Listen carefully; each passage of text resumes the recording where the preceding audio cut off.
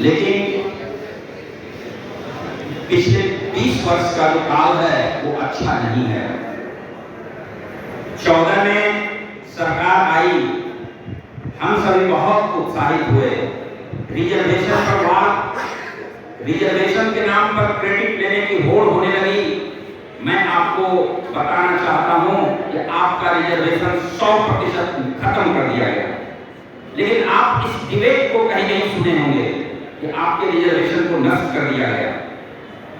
पूरी दुनिया में सबसे ज्यादा रोजगार देने वाली संस्था भारतीय रेलवे है। 14 के पहले भारतीय रेलवे में करीब 30,000 भर्ती होता था बुकिंग क्लर्क का, और उसमें 90% बच्चे बिहार ले जाते थे। गरीब, पिछड़े, शोषित, दलित, कमजोर, किसान के बच्चे जाते थे। यहाँ कोई रोजगार का साधन नहीं है, कोई माइनिंग्स नहीं है। सबसे बड़ा रोजगार देने वाली भारतीय संस्था जो रेलवे थी, उसमें बुकिंग क्लर्क की 30,000 अगर नियुक्ति होती थी तो 27,000 बच्चे उसमें बिहार के जाते थे।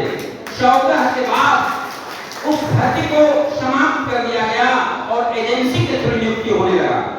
और एजेंसी के थ्रू जो नियुक्ति होती है उसमें किसी रिजर्वेशन के प्रोटोकॉल का पालन नहीं किया जाता है। लाखों में 14 के पहले का आप देखिए निकाल के, railway group D, trackman, gangman, lineman में लाखों की संख्या में नियुक्तियां होती थी। अभी उस नियुक्ति को करीब समाप्त कर दिया गया। अब रेलवे में जो नियुक्ति होती है लाइनमैन, गैंगमैन, ट्रैकमैन की, तो वो एजेंसी के थ्रू होती है, जिसमें कोई रिजर्वेशन का पालन नहीं किया जाता है। यानी 100% रिजर्वेशन को नष्ट कर दिया गया। लेकिन इस देश में इस बात पर कभी कोई डिबेट नहीं होता है। अभी परिस्थिति ऐसी है कि 90 के पहले इस समाज में एक ऐसा समाज था जिसके जुबान में आवाज था, और एक ऐसा समाज था जिसके जुबान में आवाज नहीं था।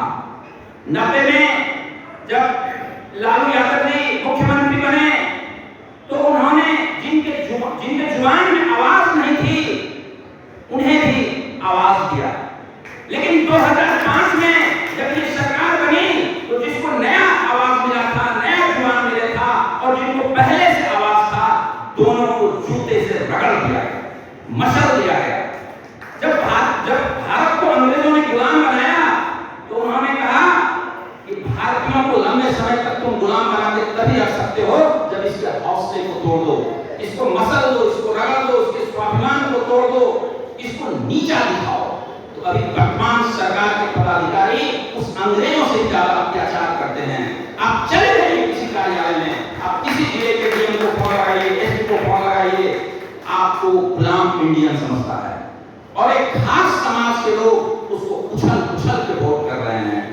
तो हम खास करके अपने समाज के लोगों से अनुरोध करते हैं कि 20 साल में जो आप पर अत्याचार हुआ और आप बोल भी नहीं पाए, आपके ऊपर क्या जुल्म हुआ, और आपकी मजबूरी हो गई है कि आपके ऊपर अत्याचार भी हो रहा है और आप उछल के वोट कर रहे हैं। आपके ऊपर अत्याचार भी हो रहा है और आप बोल भी नहीं पा रहे हैं कि मेरे ऊपर अत्याचार हो रहा है। तो इसका जवाब हम लोग इस 2025 में देंगे।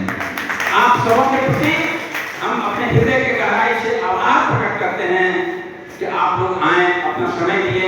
हम इसके लिए आपके सदैव आभारी रहेंगे।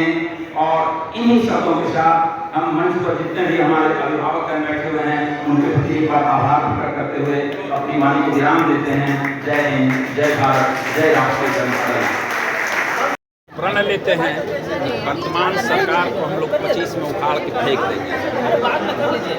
वर्तमान सरकार ने आम आवाम पर जो अत्याचार किया है वो आज तक गुलाम भारत में भी अंग्रेज के पदाधिकारी उतने अत्याचारी नहीं थे।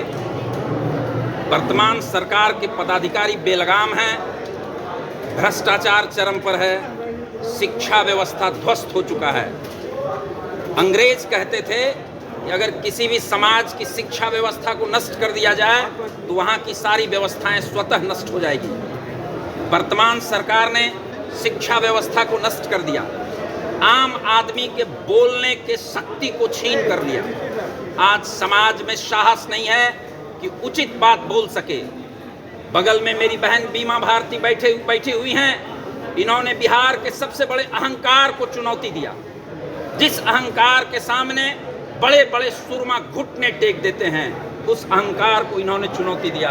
हम इनका अपने हृदय के गहराई से स्वागत करते हैं और आदर करते हैं, सम्मान करते हैं।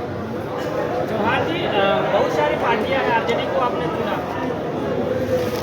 अभी जो वर्तमान परिवेश है, आरजेडी के अलावा किसी पार्टी में ताकत नहीं है कि वर्तमान सत्ता के अहंकार को चुनौती दे सके, इसलिए हमने आरजेडी को चुना है।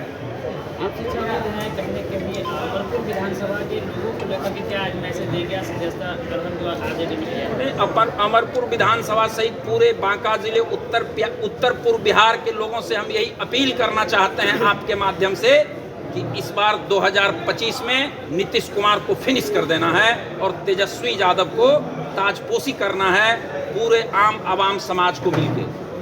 आपने निर्णय ले लिया 2025 तेजस्वी यादव फिक्स? हाँ, 2025 तेजस्वी यादव फिक्स। विधानसभा में भी अब चुनाव लड़ेंगे? अब तो वो पार्टी का निर्णय है, पार्टी का जो आदेश होगा, हम तो पार्टी के सिपाही हैं, जो पार्टी का आदेश होगा हम उसका पालन करेंगे।